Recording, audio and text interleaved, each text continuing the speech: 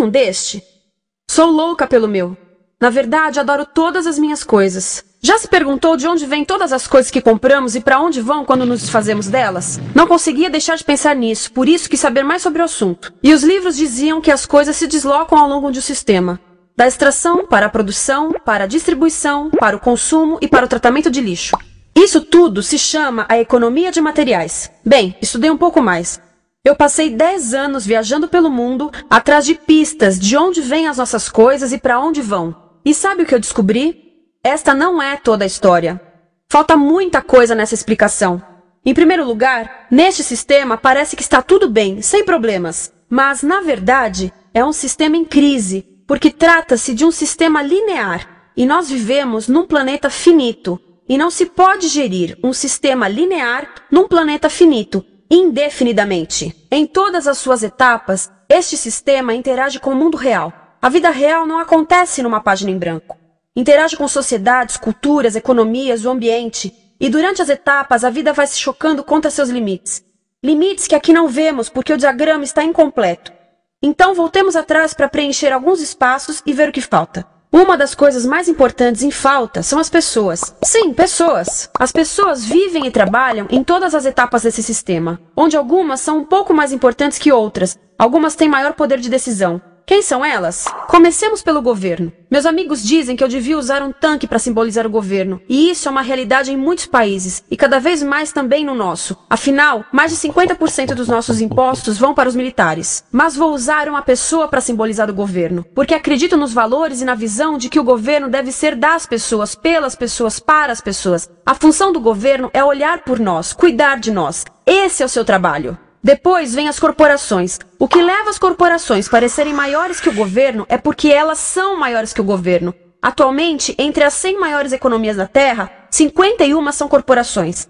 À medida que as corporações foram crescendo, em tamanho e poder, assistimos a uma pequena mudança no governo, como se estivessem mais preocupados com o bem-estar deles do que com o nosso. Muito bem, então vejamos o que mais falta nessa imagem. Começaremos pela extração, que é uma palavra pomposa para exploração de recursos naturais, que por sua vez é uma palavra pomposa para destruir o planeta. A verdade é que cortamos as árvores, arrebentamos as montanhas para extrair os metais, consumimos toda a água e exterminamos os animais.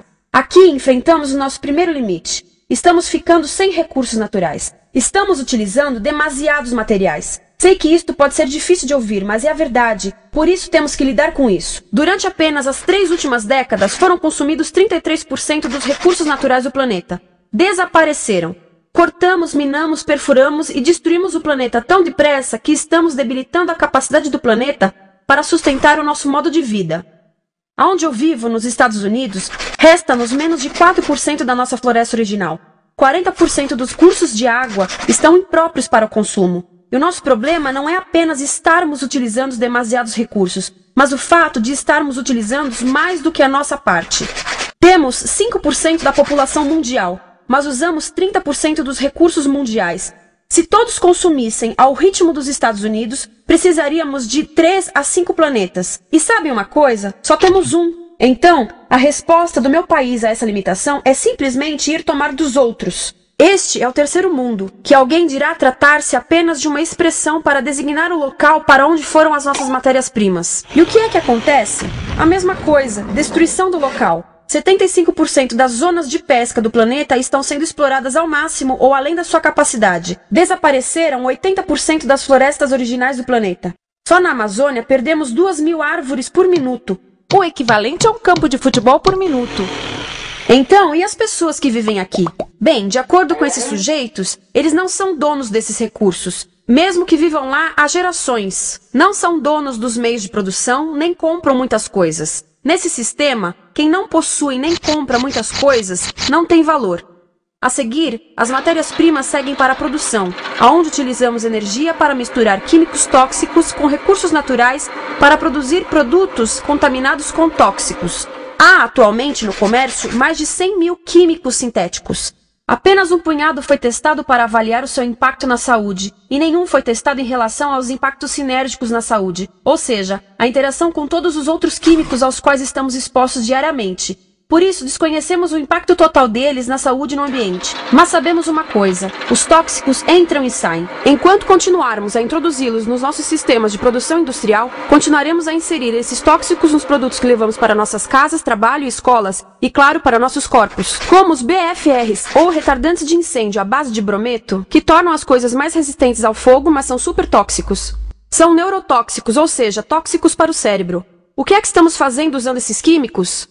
Apesar disso, os usamos em nossos computadores, eletrodomésticos, sofás, colchões e até alguns travesseiros. Sim, pegamos nossos travesseiros, os revestimos com neurotoxinas, levamos para casa e dormimos por 8 horas com eles. Não sei, mas acho que num país com tanto potencial, poderíamos ter uma maneira melhor de evitar que as cabeças peguem fogo à noite. Sabia que essas toxinas vão se acumulando ao longo da cadeia alimentar e se concentram nos nossos corpos? Sabe qual é o alimento do topo da cadeia alimentar com o nível mais elevado de químicos tóxicos? O leite materno. Isto significa que os menores membros das nossas sociedades, os nossos bebês, recebem as maiores doses de químicos tóxicos das suas vidas a partir do leite das suas mães. Não acha que é uma incrível violação? A amamentação deveria ser o mais importante ato humano de nutrição. Deveria ser algo sagrado e seguro. A amamentação continua a ser o melhor e as mães devem amamentar, mas nós deveríamos proteger esse ato. Eles deviam protegê-lo. Eu pensava que zelavam pelos nossos interesses. As pessoas que mais sofrem com esses produtos químicos são os trabalhadores das fábricas. Muitos são mulheres em idade reprodutiva, que trabalham com toxinas que afetam a gestação, carcinogênicos e muito mais. Agora eu pergunto, que tipo de mulher em idade reprodutiva trabalharia no emprego deste, exposta a estas toxinas, a não ser uma mulher sem outra alternativa? Essa é uma das maravilhas desse sistema. A erosão dos ecossistemas e economias locais, aqui, garante um fluxo constante de pessoas sem alternativas. No mundo, há 200 mil pessoas por dia se deslocando de ambientes que as sustentaram ao longo de gerações para cidades, onde muitas vivem em bairros de lata, à procura de emprego, por mais tóxico que seja. Não só os recursos são desperdiçados ao longo desse sistema, mas também pessoas, comunidades inteiras são desfeitas. Sim, as toxinas entram e saem. Muitas delas saem das fábricas em produtos, e muitas mais saem como subprodutos, ou poluição. E estamos falando de muita poluição. Nos Estados Unidos, as indústrias admitem liberar mais de 1.800.000 quilos de químicos tóxicos por ano. Deve ser muito mais, porque isso é o que eles admitem. Trata-se de outro limite, porque quem quer ver e respirar 1.800.000 quilos de químicos tóxicos por ano? Então o que eles fazem? Mudam as fábricas poluidoras para o estrangeiro, para poluir outros países. Mas, surpresa, grande parte dessa poluição volta para nós trazida pelo vento. E o que acontece depois de todos os recursos naturais serem transformados em produtos? Passam por aqui, para a distribuição, o que significa vender todo o lixo contaminado com toxinas o mais rápido possível.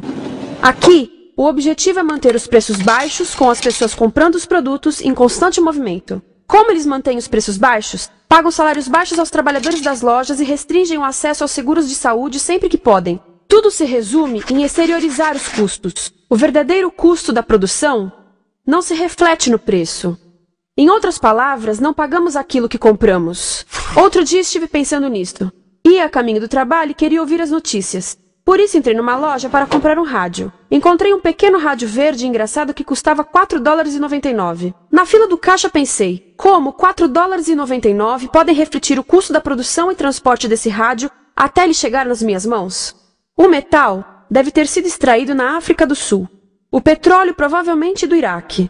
O plástico produzido na China e talvez montado por uma criança de 15 anos numa fábrica do México. $4,99 não paga nem o aluguel do espaço ocupado na prateleira, nem parte do salário do empregado que me atendeu, ou as viagens de navio e caminhão que o rádio fez. Foi assim que eu percebi que eu não paguei o valor do rádio. Então, quem pagou? Estas pessoas pagaram com a perda do espaço dos seus recursos naturais. Estas pagaram com a perda do ar puro, com o aumento de doenças como asma e câncer. As crianças do Congo pagaram com o seu futuro, pois 30% delas abandonam a escola para trabalhar nas minas de coltan, um metal que usamos em aparelhos eletrônicos baratos e descartáveis. Estas pessoas pagaram por não ter direito ao seguro de saúde. Ao longo desse sistema, pessoas contribuíram para que eu comprasse o rádio por $4,99, mas essas contribuições não são registradas por nenhum contabilista. É isto que eu quero dizer com exteriorizar o verdadeiro custo de produção. E isso nos leva à seta dourada do consumo. O coração do sistema, o motor que impulsiona. É tão importante proteger esta seta que se tornou prioridade daqueles dois sujeitos.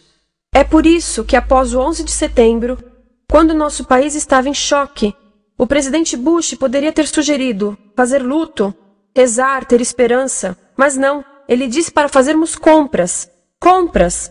Nos tornamos uma nação de consumidores. Nossa principal identidade passou a ser de consumidores. Não mães, professores, agricultores, mas consumidores. Nosso valor é medido e demonstrado pelo quanto contribuímos para esta seta. Quanto consumimos. Não é isso que fazemos? Compramos, compramos, compramos. Manter os produtos circulando. E como circulam? Sabe qual a porcentagem dos produtos que circulam através desse sistema que ainda são usados 6 meses depois da venda na América do Norte? 50%? 20%? Não, 1%. 1. Em outras palavras, 99% das coisas que nós cultivamos, processamos, transformamos, 99% das coisas que percorrem o sistema são lixo em menos de 6 meses. Como é que podemos gerir um planeta com esse nível de rendimento? Mas não foi sempre assim. Hoje, o consumidor médio americano consome o dobro que há 50 anos. Pergunte à sua avó. No tempo dela, a boa gestão, a engenhosidade e a poupança eram valorizados. Então, como é que isso aconteceu? Bem, não aconteceu simplesmente. Foi planejado. Pouco depois da Segunda Guerra Mundial, estes sujeitos estudavam a forma de impulsionar a economia. O analista de vendas Victor Lebow articulou a solução que se tornaria a norma de todo o sistema. Ele disse: a nossa enorme economia produtiva exige que façamos do consumo a nossa forma de vida, que tornemos a compra e o uso de bens em rituais, que procuremos a nossa satisfação espiritual, a satisfação do nosso ego no consumo. Precisamos que as coisas sejam consumidas, destruídas, substituídas e descartadas a um ritmo cada vez maior. O conselheiro econômico do presidente Eisenhower disse: o principal objetivo da economia americana é produzir mais bens de consumo. Mais bens de consumo? O nosso principal objetivo? Não é providenciar cuidados médicos, ou educação, ou transportes seguros, ou sustentabilidade, ou justiça? Bens de consumo? Como é que eles nos fizeram adotar esse sistema de forma tão entusiástica? Bem, 2 das suas estratégias mais bem-sucedidas são a obsolescência planejada e a obsolescência perceptiva. A obsolescência planejada é uma outra forma de dizer, criado para ir para o lixo. Eles fazem as coisas de modo que sejam inúteis tão rápido quanto possível para jogarmos fora e voltarmos a comprar. Isso é óbvio em sacolas ou copos de plástico, mas verifica-se isso em coisas maiores como esfregões, DVDs, máquinas fotográficas, churrasqueiras, quase tudo. Até computadores. Já reparou que quando compra um computador, a tecnologia muda tão rápido que em poucos anos se torna quase um impedimento para a comunicação? Fiquei curiosa e abri um desses computadores para ver o que tinha dentro. E descobri que a peça que se muda a cada ano é apenas uma pecinha no canto. Mas não se pode mudar apenas essa peça, porque cada nova versão tem um formato diferente. Tem que jogar tudo fora e comprar um novo. Estive lendo sobre o design industrial da década de 50, quando a obsolescência planejada começou a aparecer. Esses designers eram muito claros sobre o assunto. Chegavam a debater quão rápido conseguiam que um aparelho avariasse, mas de modo que o consumidor mantivesse fé suficiente para ir comprar outro. Foi tão intencional, mas as coisas não avariam suficientemente rápido para manter essa seta funcionando. Por isso existe também a obsolescência perceptiva. A obsolescência perceptiva nos convence a jogar fora coisas que ainda são perfeitamente úteis. Como fazem isso? Mudam a aparência das coisas. Por isso, se comprou suas coisas há alguns anos, todos percebem que você não tem contribuído para essa seta. E como o nosso valor depende da nossa contribuição para essa seta, isso pode ser embaraçoso. Por exemplo, se eu tiver o mesmo monitor de computador gordo e branco na minha mesa por 5 anos e a minha colega tiver comprado um computador novo, ela vai ter um monitor plano brilhante que combina com o computador, com o celular e até com as canetas. Ela parece estar operando uma nave espacial e eu pareço que tenho uma máquina de lavar na mesa. A moda é outro bom exemplo. Já se perguntou por que os saltos dos sapatos das mulheres passam de largos para finos num ano e no próximo de finos para largos? Não é por haver um debate sobre qual deles é mais saudável. É porque usar saltos largos num ano de saltos finos mostra que você não contribuiu recentemente para a seta. Por isso não vale tanto quanto a pessoa com saltos finos ao seu lado, ou em um anúncio. É para comprarmos sapatos novos. A publicidade e a mídia em geral têm um papel importante nisto. Cada um de nós nos Estados Unidos é bombardeado com mais de 3.000 anúncios por dia. Vemos mais publicidade num ano do que as pessoas há 50 anos viam em toda a vida. Qual é o objetivo de um anúncio se não nos fazer infelizes com o que temos? Por isso, nos dizem 3.000 vezes por dia que o nosso cabelo está errado, nossa pele, nossa roupa, nossos móveis, nossos carros, nós estamos errados. Mas tudo se resolve se formos às compras. A mídia também ajuda a esconder tudo isto e isto. Por isso, a única parte da economia que vemos são as compras. A extração, produção e envio para o lixo acontecem fora do nosso campo de visão. Por isso, nos Estados Unidos, temos mais coisas do que tivemos antes. Mas pesquisas mostram nossa felicidade declinando. Nossa felicidade teve seu pico na década de 50, a mesma época em que a febre consumista explodiu. Coincidência interessante. Acho que sei o porquê. Temos mais coisas, porém menos tempo para o que realmente nos faz felizes. Amigos, família, tempo livre. Estamos trabalhando mais do que nunca. Analistas dizem que não temos tão pouco tempo livre desde a sociedade feudal. E sabem quais são as duas atividades que mais fazemos no pouco tempo livre que temos? Ver televisão e fazer compras. Nós, americanos, passamos 3 a 4 vezes mais tempo comprando do que os europeus. Assim, nessa situação ridícula, vamos trabalhar talvez em 2 empregos, e quando chegamos em casa exaustos e sentamos no sofá novo para ver televisão, os anúncios dizem que não prestamos, então vamos às compras para nos sentirmos melhor. Depois trabalhamos mais para pagar o que compramos, e chegamos em casa mais cansados, vemos mais televisão que nos diz para fazermos compras outra vez. E estamos nesse ciclo de trabalhar, ver, comprar, e podíamos simplesmente parar. Então, no final, o que acontece a todas essas coisas que compramos? Nesse ritmo de consumo, não cabe tudo em casa, apesar do tamanho médio das casas ter duplicado nesse país desde os anos 70. Vai tudo pro lixo, e isso nos leva ao tratamento do lixo. Essa é a parte da economia de materiais que conhecemos melhor, porque nós temos de levar o lixo até a esquina.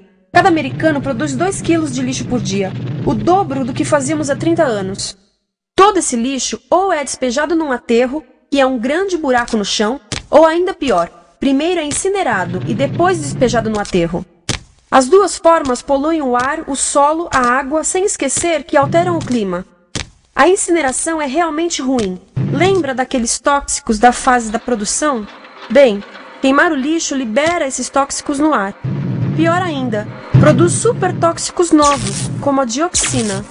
A dioxina é a substância mais tóxica feita pelo homem, e os incineradores são a principal fonte de dioxina.